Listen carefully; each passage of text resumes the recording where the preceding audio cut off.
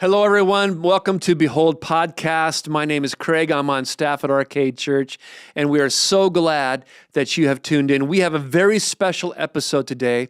We've got the one and only Dr. John Mark Yeats with us today, and we are so excited. We're going to talk about Christian education, and what I want to tell you, even if you don't have a child that is ready for education, postgrad or undergrad, I really encourage you to tune in because what we have to talk about will really matter not just for your family, but for your church family as well. So we'll see you on the other side.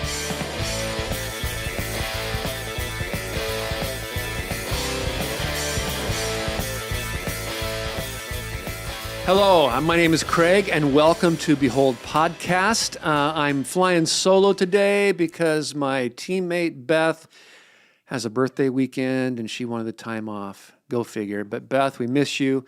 But I'm very excited about today because we have with us the president of Corban University, Dr. John Mark Yeats. And he just got through speaking to the congregation Arcade Church, and it was incredible. And I want to have a chance to just talk to Dr. Yeats this afternoon, and I'm making an episode because so much is going on in our world, especially around Christian education, especially Christian higher education. So I want to have a chance to just kind of pick Dr. Yates' brain and kind of get where he's at, maybe where Corban is at.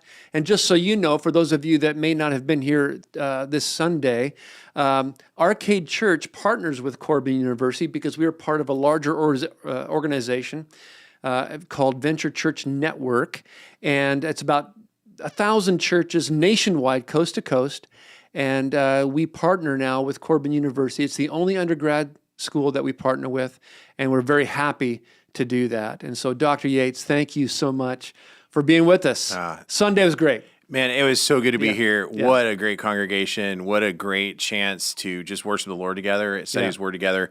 And it was a delight. It's good to join you guys for this podcast and to be able to talk through some issues. Yeah. Because there no shortage of issues that we're facing in our culture today. We talked a little bit about that this morning, about the nature of discipleship and how we want to make sure that we are following the Lord, and that our declaration of who God is, it's His character that's the backbone of really who we are and what we do, and making sure that we reinforce that.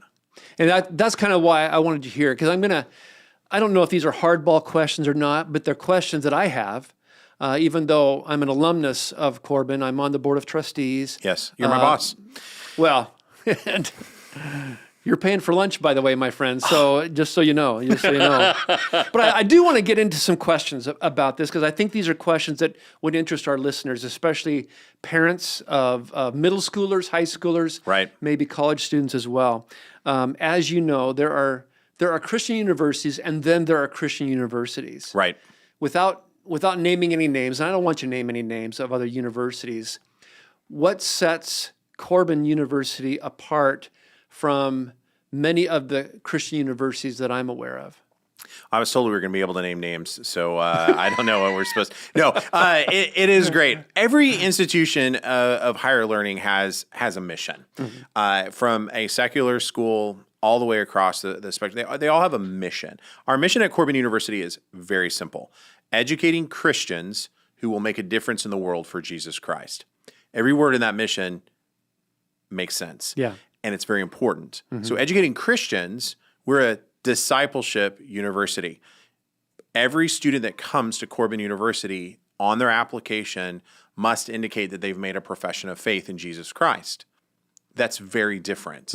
When we look at a lot of Christian universities, they have some that institutions that may call themselves evangelism institutions. In other words, while we're Christian in name and we have Christian values indicated across our campus, you can have people from all walks of faith as long as they're willing to adhere to just the moral guidelines and strictures that campus has. We also have Christian institutions that I would say are more civilizing, meaning they are more interested in the body politic of our nation, and that there's a Judeo-Christian set of values that they want to inculcate and build and hold on to, and that's what's more important to them. So if you kind of look at that spectrum. And so Corban is by choice not an evangelistic Correct. university, nor is it a civilized university. Correct. Even though we want evangelism to happen, Correct. and we want our students to be involved, even politically engaged. Correct. All that.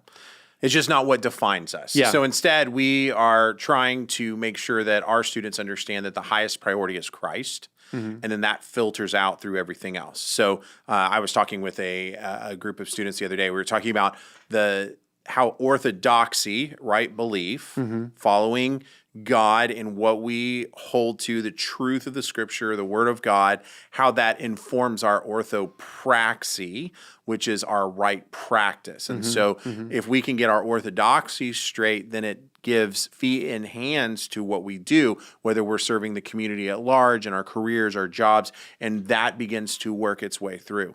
Consequently, in our classrooms at Corban, because we're educating Christians, we all have a level playing field. There are different denominations and other people that are there, but we all have a level playing field so that when we do faith integration in the classroom, it's very clear. So our faculty do a great job of taking the faith and making sure that students understand, how do I take this and work in excellence in accounting, nursing, teaching, whatever it is, and understanding the cultural moment that we're in, and how do we love people where they are, how do we show Christ where we are, and still work with excellence and demonstrate Christ in that way. I love that. It's great. So why does Corban decide and determine to be that way? Because it seems to me, and this is, even though I'm connected to the school, I really want to know the answer to this question. I'm not leading you on or anything. It seems to me that a civilized emphasis or an evangelistic emphasis would get more students on campus. Is that an assumption that is not based on fact, or is that a fact? I think we could probably put up counterfactuals to both of those. Okay. And so it'd be hard to draw a line. Definitely, it's the case that if we say all are welcome to this place, that gives you a broader pool from which to draw. Right. But that doesn't necessarily equate to more students. We have plenty of open enrollment Christian institutions that are struggling with enrollment. That's not necessarily the case. That being said, by being very clear about who we are, I think it helps us. It automatically does a gatekeeping, so to speak, on the front side, right, that lets us know who's in or who's out. Yeah. And that helps us be able to connect well with students as they're coming in, families, communities, churches. We do what we do, and people know what we do and how we do it. Consequently, it just limits on our front end. It's not for everybody. And that's okay. We're good with that. There's a place for evangelism schools, civilizing schools, as well as a very clearly Christian school. And to see this point too, we are the last Christian university at Corban University. We're the last university on the I-5 corridor from the Canadian border until you get to LA that still requires a profession of faith for all of its students. And faculty as well, right? Oh, absolutely. Yeah. Faculty. Yeah. That's faculty, even staff. Yeah. Yeah. And that blew, when you told me that about a year ago, that blew me away. Because all up and down the I-5 corridor, there are private Christian schools. Yes. That are known to be private Christian schools. And Corban is the only one until you get to LA. That's amazing to me.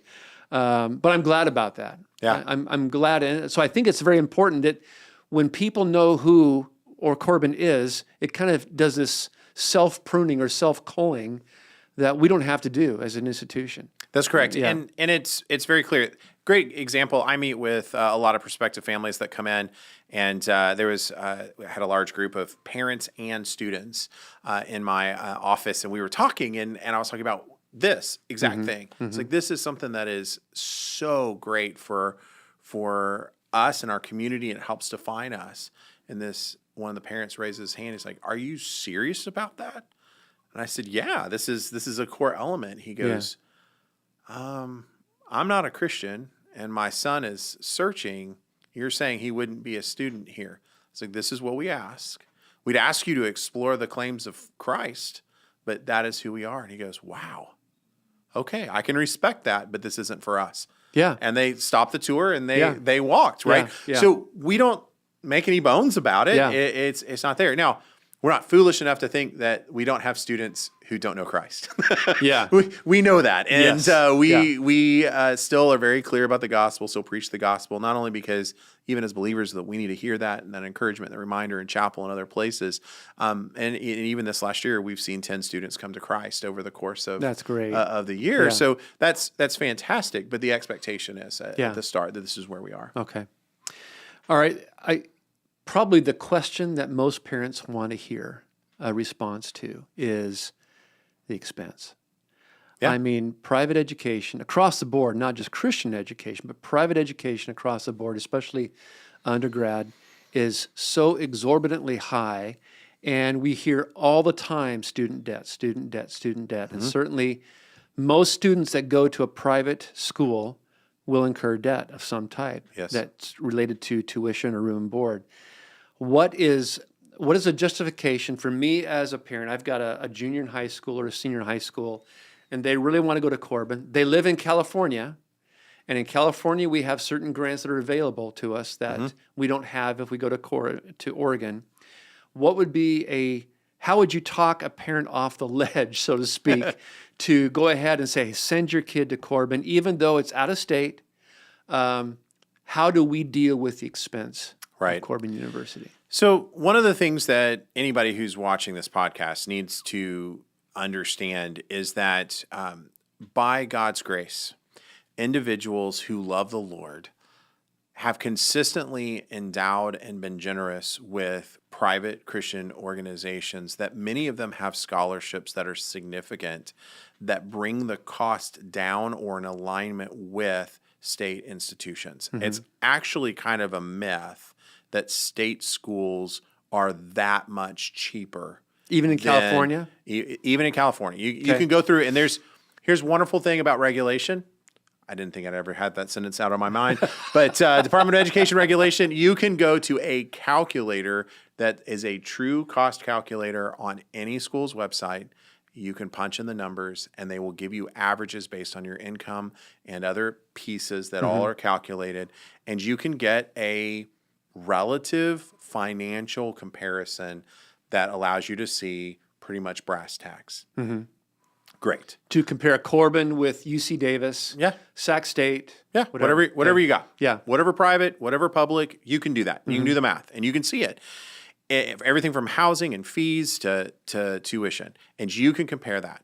What I would caution every parent is that when you do, and let's say you get something that's different. In Oregon, for example, I know that the average student, according to the calculators, can actually attend Corban with our average financial package that we do for less than the University of Oregon. Oh, wow. That's crazy. Yeah. But that's just the way that it works out. And By the time it's you get funny, that housing and information meals doesn't and- get out there. It doesn't get out there very often. Yeah. But here's the deal. Let's say we were $5,000 a year more expensive. $5,000. Are we saying that a high quality Christian education where your son or your daughter is exposed not only to all of the world's thinking, but how to work with that from a Christian worldview isn't worth $5,000 a year? So we already know we're going to spend. So what's the differential? Yeah. What's the differential? I would make the case that that differential is very small if it exists at all. It just is transformative for students. Your most formative years as a young adult are 16 to 22. So in the crux of this, sometimes we make an assumption that either, and I hear this a lot, that I've homeschooled my kid, so they've got their secularism shot, and so they've been inoculated. Yeah. They've been inoculated, and they're not going to do that. And then I watch them go to secular university, and they drift from their faith hard because they've not been tested. Well, yeah, they have a professor that's attacking their faith specifically. Directly. Yeah. Absolutely directly. Yeah. And it's not as if we're not going to introduce you to the same ideas. We're still going to introduce you to the same ideas. Our faculty are, because there are ideas that are in the world. However, we're then going to demonstrate these are the things that you then show or demonstrate, or this is where she can be confident on, or this is why this is misguided or misplaced. It is so important for our families to be able to at least do the math. Now, these are young adults. They get to make their own decisions, right? But as parents, we should be careful about how we guide our children in these frameworks. Yeah. You know, it's funny about the integration part is, you know, because I'm on the board of trustees, the subcommittee that I belong to gets a chance to read a lot of the, you know, the integrated reports by the faculty. And just this last week, I read 3, and I was absolutely blown away at how a science teacher or a math teacher could be able to integrate the principles of a biblical worldview and do that in such an effective way that I'm reading this and I'm learning. Yeah. I mean, it's amazing. It's highly gifted people to take a discipline that you can find anywhere and then plug that into a biblical worldview in a way that's effective and memorable. It's incredible.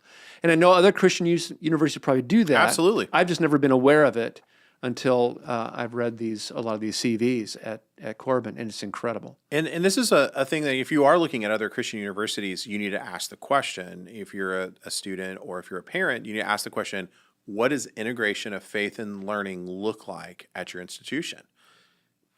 Some institutions are really good at saying we integrate faith and learning. It's on their tag. Right, yeah. But what that means is the professor prays before class. Yeah. That's my fear with a lot of institutions right now. Yeah. It is. The professor prays before class, and then they just go on teaching like they would if they were teaching at UCal Berkeley or wherever, right? It doesn't make that a difference. It should be fundamentally transformative of the way that we approach education. Yeah. And then you can, once you understand that, you could then look at outcomes. What's job placement look like? Because we do get, I'm sure we could find some Christian institutions who kind of get in their own little niche and they get a little bit too much inside the bubble. And then they forget that there is a world that we're doing this. I'm so proud of our students at Corban and where we are. I was at the Chamber of Commerce 2 weeks ago, and I had 2 separate firms come up to me and say, hey, when's graduation? I need to get a hold of some resumes because I can't take on new clients until I get a quality student from your accounting program. Wow. I'm waiting on your guy because your guys act with integrity. Your guys know what they're doing. They know how. I want your team. We're launching a nursing program this fall, and I'm super excited about it. Very exciting. God has always done great things through people working in the medical field. We had always done a pre-nursing program, and then we sent them to another university to finish off their BSN, kind of a partnership arrangement.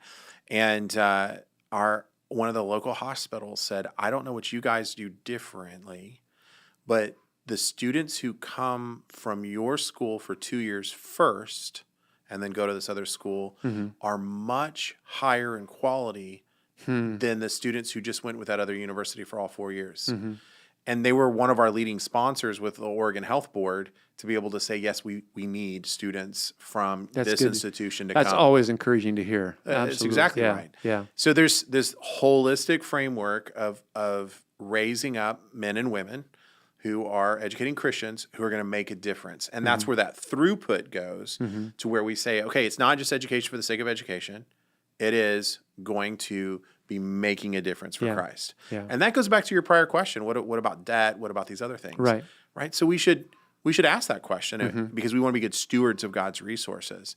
The truth of the matter is that the average person who has a college degree, all of the evidence always bears out that they will make more over a lifetime relating to revenue from jobs if you have a college degree. That's just consistent across all of the data. Here's what's different. We know that college isn't for everyone. There are some, even like one of my sons, that probably in a trade, and that's fantastic. And I love that. And I'm proud of my son for pursuing those kinds of things. And we need people who are skilled at their jobs and skilled at what they're doing. And we want to encourage that in every single way that we possibly can. When we look at some of this data about debt, what often is not conveyed is that a bulk of the people who are buckling under student debt are those who didn't finish a degree. Oh, okay. Okay. So you have a lot of people who start university. That makes sense. And then for some reason they tap out Mm-hmm. or they say, I want to do something else. And so now they've got debt with nothing to show for it on the other side. Yeah. And so they're carrying around this sandbag, which they didn't get what they needed on the other side. It is not frequently, it can be, but it is not frequently someone who has gone all 4 years Mm-hmm. with a targeted viewpoint towards the end. It is frequently those who stop their progress for one reason or another early. Yeah. And in the process, they're carrying around this debt and they don't have the means then to turn and pay that off because they're not in a field yet because they didn't finish their training. Okay, so this is a great segue into this next question. I'm a high school senior, Yeah. and I heard you preach Sunday morning, and I thought, okay, I like the idea of Corban University. I think I might go there, but I have no idea what major I want to do, and I don't want to pay that kind of money to go and be directionless. And so, because Right. I would see that as wasting my money. Yeah. I can hear parents say that. Perhaps. Oh, yeah. How would you counsel someone like that who, I really want to go, I don't know what I want to do, and so I'm concerned that I'd be wasting my money by going to Corban because I might find out I want to do something that Corban doesn't offer. Yeah. So how would you counsel someone in that situation? I have to think that's fairly common. Oh, it's so common. Yeah. It's so common. Yeah. Here's the thing. I don't care what university you go to, outside of a small handful of students, most kids come in either thinking they know what they want to do or they don't know what they want to do. And even those who think that they know what they want to do, they change majors. I did. That was my story. Yeah. Absolutely. It's yeah. very rare Yeah. that someone comes in and it's just a great example. My daughter wants to be a teacher and she has wanted to be a teacher since she was like, I don't know, 2. She's always wanted to be. It's like a calling of God on her life. She's not going to change her major, right? She's dedicated. She knows. Perfect. That's great. Let's get you in the best education program. She's at Corban, and that's fantastic. She's pursuing what God's calling her life. There are others who don't know, but they'll still come to a place like Corban, declare a major that they might be interested in and start exploring it and figure out, oh, I actually like this other aspect, or I want to turn and I want to move in this direction. But if they aren't exposed to it, you don't get a chance to learn how to do that. And you can let your indecision stymie you for too long, and then you end up directionless and again, late to the party, so to speak. But here's the joy when we find students who don't know at, say, like a Corban University, and let's say they get going and they want to do engineering. Okay. I don't have an engineering degree at Corban. It's something, Lord willing, maybe in the future. So engineering, and they decide they want to be an engineer, but they don't know that till year 2. Most students are still able to pick up their credits and transfer wherever they need to go. And they've, in their portfolio, they got some really wonderful Bible classes to really ground them in the Word. And As they've got freshmen. everything that they need. Yeah. Another approach, and we see this, a lot of families will do this, where a student will go for a year or 2 to community college. Right. Sometimes states will have, like California, Oregon does, Washington State does, that you can go for low cost or no cost to community college. One of the challenges that we find with that is in the broader data of education frameworks, the students who do that rarely finish. They rarely finish their studies at the community college. They rarely finish any type of degree. They don't move to a 4-year degree. So it's just frustrating. And think about it. Why? Well, part of what's transformative about a university degree is that I'm going to a place and I'm engaging for 4 years in a community which is every bit as formative and educational as is my classwork, right? I'm learning something when my friend down the hall comes and knocks on my door at 11 p.m. distraught because, their girlfriend broke up with them. I'm learning soft skills that direction that help. And then as community, we're working together at a community college where you're engaging in transactional relationships. I'm just transacting in this class. There's no stickiness to that. Now, there's some fine men and women who teach at our local community colleges, and they're dedicated to doing that, and praise God for them. And it is so good. But the evidence itself makes it to where if I were a parent, even though that looks free and low cost, I should be asking myself, what is my son or daughter losing within a 2 or 3 year window while they're trying to figure all this out in soft skills and relational skills? And many times those relational skills last for their whole life. I mean, anecdotally, that is my story. Yeah. I grew up in a church. I was taught the Bible really well, and came to Corban. I just wanted to get out of Boise. I didn't come to Corban because I had this great conviction to go to a Christian college. I just want to get out of Boise. And so I came to Corban, and my first year, I looked at Corban as the glorified church camp. And so I went on academic probation. I mean, they should have expelled me because I had no desire.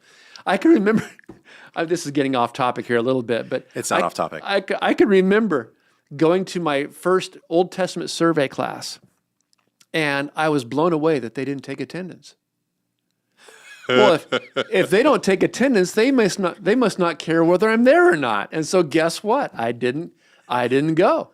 And as a result, I was on academic probation almost the entire year. And part of it was a very spiritual immaturity. I was just a hypocrite. I had no passion, no desire whatsoever to obey Jesus or to go on in ministry. I wasn't thinking. I just want to get out, play basketball for Corban, and then move on. Yeah. My sophomore year, I come back to Corban, and it's fall, probably midway through the fall semester, and I'm in the salad bar line. And right behind me is my lit professor from the previous year who almost flunked me, Jim Hills. Oh, Jim Hills, legend. And, yes, and so he's right behind me, and his brother was my coach in basketball, so he called me Hardinger. Hey Hardinger, kind of thing. And Jim's right behind me in the salad bar line, and he goes, Hardinger? And I thought, oh, great, here we go, because he really lit me up the previous year because I was doing very poorly. I don't know what it is, but I see a big difference in you this year, and I like what I see. That was it. And I look at that moment, Dr. Yeats, as the moment when I noticeably knew that my life was being changed. Yeah. I never had a man speak into my life positively that way. Yeah. It is more I could do better, I had a great dad, but I never had someone who was an objective outsider like Dr. Hills say anything positive about anything, because the Lord had changed my life that summer, and I'd come back having made some changes, but I barely noticed them. And I've talked, and Jim, he was the advisor for my doctoral program when I went to that 15 years ago. And so I said, you remember that? He said, I don't remember that at all. I said, I know, that's what happens at Corban University. Right. Is that you are interacting with these professors, not in a classroom situation, but on a daily situation, going into their homes, playing cards, watching a movie together, sitting next to them in games. Yeah. And that is the beauty of what Corban University did for me personally. Absolutely. And it was transformative. I learned a lot in class, but the lessons I learned were the soft lessons in the dormitory, as well as, rubbing elbows with these professors throughout everyday life. Yeah. And I would encourage anybody who is a family that has a son or a daughter who's looking at university and they're at that age, you guys need to check out your Christian universities. And it may not be Corban, but you need to check out Christian universities. Why? Because most of them have that type of dynamic encounter on a regular basis. They just do, because it's normal, baked into who we are. Because we believe that the gospel transforms lives. Consequently, your average faculty member, who also is very clearly a believer, is going to see a student as a person that the Lord can transform. They're going to be involved in their life. I eat in the cafeteria frequently when I'm on campus, and I'm watching. My faculty are sitting with students. Their coaches are sitting with the students. they're doing that. Yeah. We have I love this. We have an external vendor that handles our food, right? So they come on our campus and they do this. So I was talking with the director just this last week, and she was saying, you know what? I've worked in a lot of other environments and in a lot of other arenas. I have never seen a community function like this ever.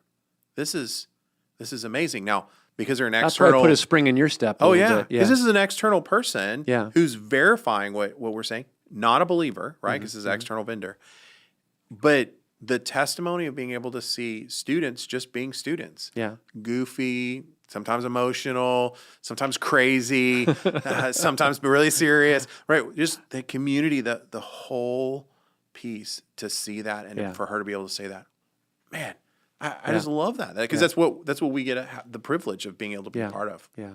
Amen. Well, Dr. Yeats, thanks so much for being here. Absolutely. Thanks for preaching on Sunday, and just thanks for taking some time out after you've preached to have a conversation My with delight. me. We do want to end. This is a Behold podcast, so we want to end with the Behold passage. And I want to just piggyback off of the passage that Dr. Yeats preached on this morning out of Deuteronomy chapter 6.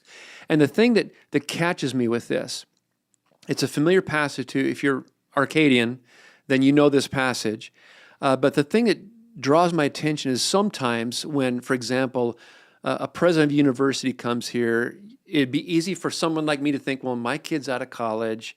My grandkids aren't old enough yet for college. What can this possibly have to do with me? And the beautiful thing about being part of a church is that whether you have children engaged or not, and whether you have grandkids that are engaged or not, you have an impact because you are a generation. That's right. A generation that has to pass things on. So let me just read the text, or part of the text that Dr. Yeats preached on this morning. It's called the Shema. It's something that an Israelite family would recite at least once a day, and it always be mindful of them. But it's in Deuteronomy chapter 6, verse 4. Hear, O Israel, the Lord our God, the Lord is one. You shall love the Lord your God with all your heart, with all your soul, with all your mind. And these words, might. It's might. Yeah. And these words that I command you today shall be on your heart. You shall teach them diligently to your children, and shall talk of them when you sit in your house, and when you walk by the way, and when you lie down, and when you rise. The thing that blows me away is this is not a command to make sure this is in your child's heart, but in your heart. Oh, it's so good. And when it's in your heart, you do these things, and God will take care of the heart of your child. And I find that so powerful. Yes. And so wonderful is that if you are a member of a church, you know, we know that a lot of non-Arcadians listen to this podcast. Whatever church you belong to, every child you see in that fellowship, on that campus, you may not have a direct relationship with, but your life and your testimony for Christ affects them in a positive or negative way.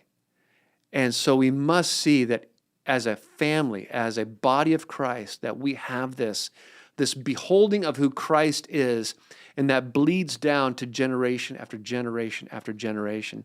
And if you haven't, go on our YouTube channel and watch and listen to Dr. Yeats' message on this, because it was powerful. And you used the whole chapter. I love that. And using most of the chapter. I thought I was going to get in trouble for that. That's the whole chapter. I mean, that's a lot of No, you covered it. You covered it well. You did. You did, brother. You covered it well.